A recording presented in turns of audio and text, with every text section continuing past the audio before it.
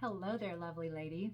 I'm thrilled that you have chosen to learn about this extremely helpful tool that I'm going to share with you today. I'm going to share a step-by-step process that will help you feel better in about 10 minutes. I guarantee that if you use this tool consistently, you will notice a big positive change in your life. Now, I know firsthand how going through a divorce can bring on so many painful emotions. When I was going through my divorce, I kept two pillows on the floor of my walk in closet, and I would often go in there and just lay down in the fetal position and just literally cry my eyes out. I remember looking at myself in the mirror during this time and just wondering if my eyes would ever look normal again or if they would always be red and swollen. I seriously thought I had permanently damaged my eyes. So I totally get how gut wrenching it can be. You may sometimes wonder how you can make it through such a painful time. I had those thoughts too, but I promise that you can make it. These painful feelings will not last forever. I made it through, and I know that you will too. And using this tool that I'm about to share with you will really help you tremendously. And I'm really honored that I get to share it with you. So let's get to it. So, step number one in this process is to just find 5 to 10 minutes of time where you can focus on your thoughts and feelings.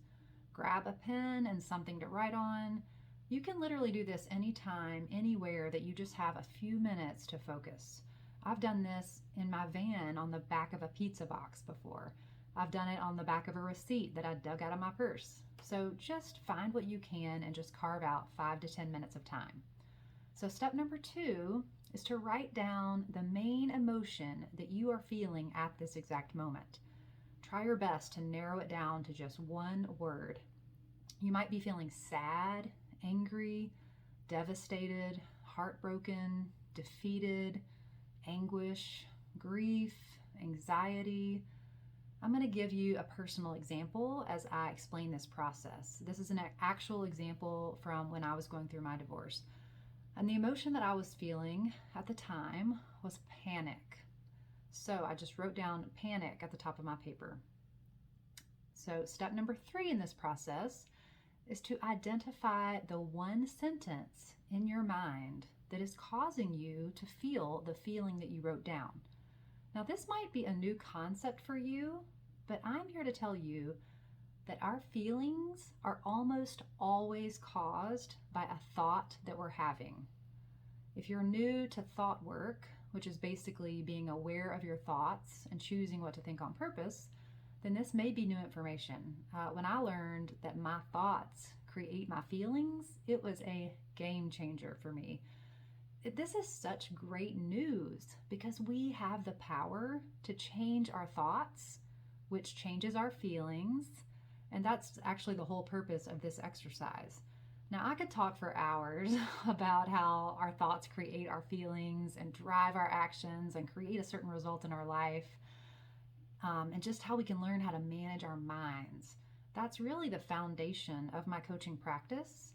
And I would love to work with you one-on-one just to show you how powerful it is when you learn to manage your brain and to think thoughts on purpose to create the results you want. That's basically what my entire program is about. So if that sounds intriguing to you, I would love for you to just book a free consult call with me and we'll talk about it. But anyway, back to this exercise. So you may not be able to quickly identify that one thought that you're thinking that's causing you to have the feeling you're having.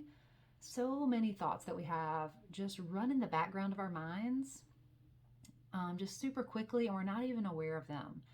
We actually have about 60,000 thoughts a day.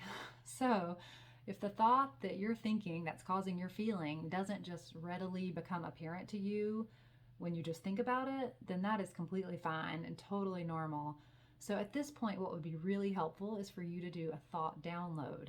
So this is basically journaling. It's just getting all of the thoughts out of your brain and onto the paper. So this is just really helpful because it shows you in black and white what's going on in your brain. It can give you a lot of insight. Now, don't censor yourself. Don't judge yourself for any thoughts you're having. Just write down everything that comes to mind when you focus on the feeling that you're currently having.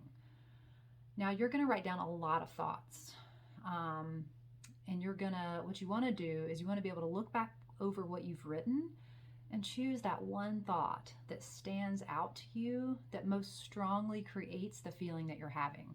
So back to the example that I'm sharing from my own life, my feeling was panic. And when I did a thought download and wrote down everything I was thinking that was causing me to feel panic, I found the one thought that was most strongly creating the feeling. And it was this: I can't make it on my own. I had been a stay-at-home mom for 16 years. I had 4 kids who I homeschooled at the time.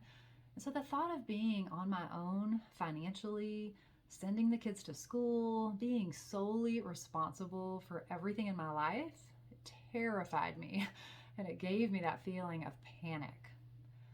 All right, so on to the next step. So the 4th step in this exercise is to choose a new thought to think.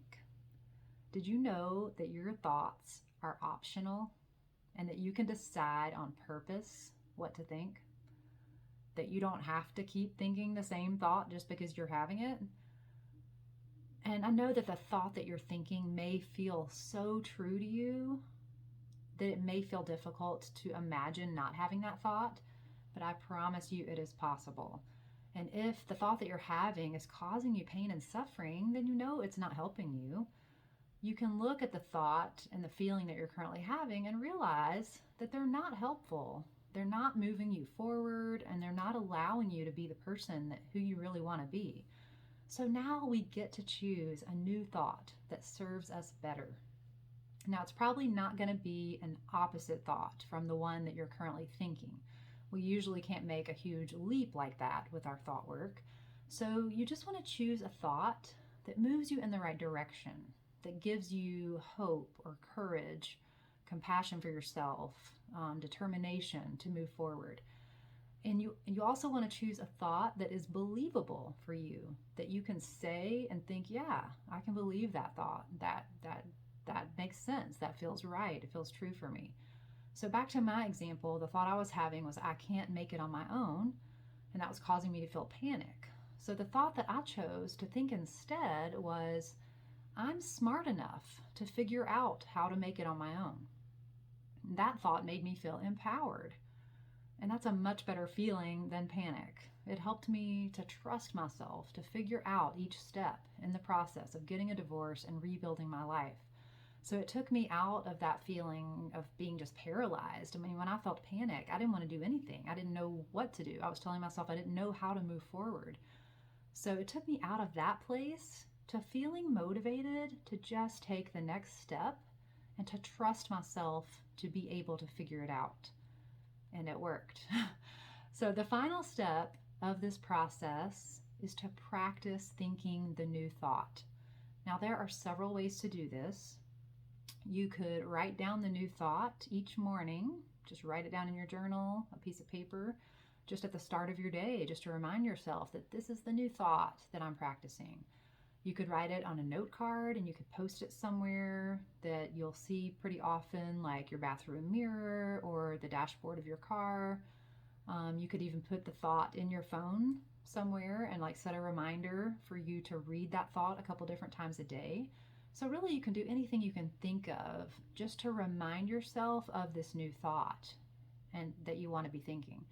And also you just want to be aware of the old thought. When it pops into your head, and it will, you just want to catch it. You want to find yourself thinking it and realize it's okay. I've been thinking that thought for a while, or that's a powerful thought. And don't beat yourself up for having it. Just recognize it and then remind yourself that this is not a helpful thought and I don't want to think it anymore. And then just replace it with your new thought. So anytime that you are experiencing a difficult emotion, you can go through this 5-step process. So let's just quickly review the 5 steps. First, you want to find 5 to 10 minutes of time that you can focus, and you want to get a pen and paper. Second, use one word to describe how you are currently feeling. Third, find the one sentence in your mind that is causing you to have this feeling.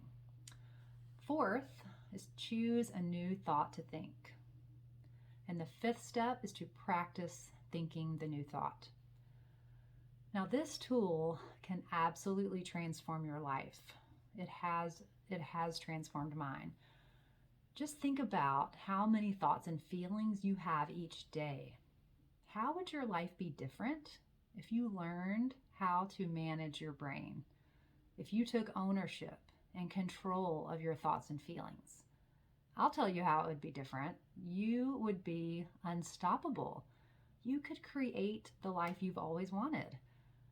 I really look forward to hopping on a Zoom call with you just to hear about where you are now and where you really want to be. I can absolutely help you get there.